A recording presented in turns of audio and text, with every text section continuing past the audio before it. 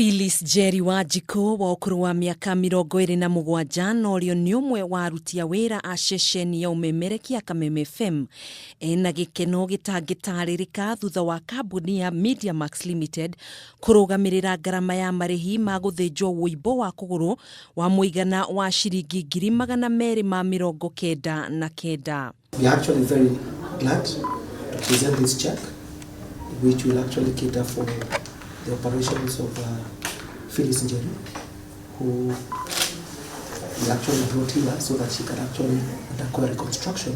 Urigiti uyu thibitari-ini wa Kijabe Cure woire ihinda ria mathaa mana niguo kweheria wũimbo kũgũrũ-ini gwake kwa ũmotho thĩna ũrĩa ũramũgũmĩire kwa ihinda kuona aciarirwo na wũimbo ũcio. Ngĩciarwo ihĩndĩ na thĩna wa kara kamwe ge kanene gũkĩra tũrĩa tũngĩ.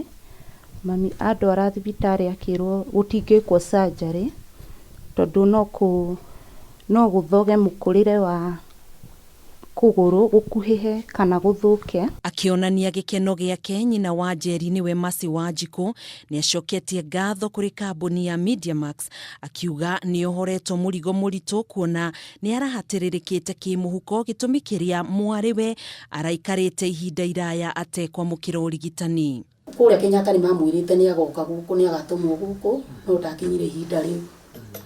Ihinda rĩrĩ rĩguoka gwa Kameme nĩguo kĩra gũteithĩkĩra.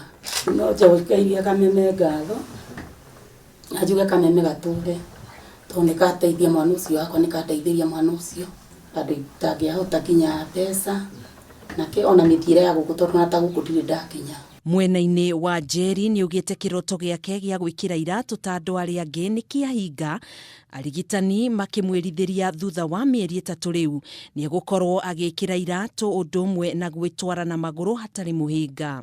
Na ndĩ mũkenu mũno no njokerie Kameme ngatho nĩ ũndũ wa kwĩrutĩra na no nyende kwĩra aciari othe mũndũ agĩa mwana wĩna wathe ndakamũhithe na mũkũre mwendete ciana icio. Kũhana ũguo Njeri egũikara thibitari-inĩ kwa ihinda rĩa thikũ 5 kũrĩa thutha ũcio arĩthũrimagwo mahinda kwa mahinda nĩ arigitani aya o ũrĩa arathiĩ na mbere na kũhona.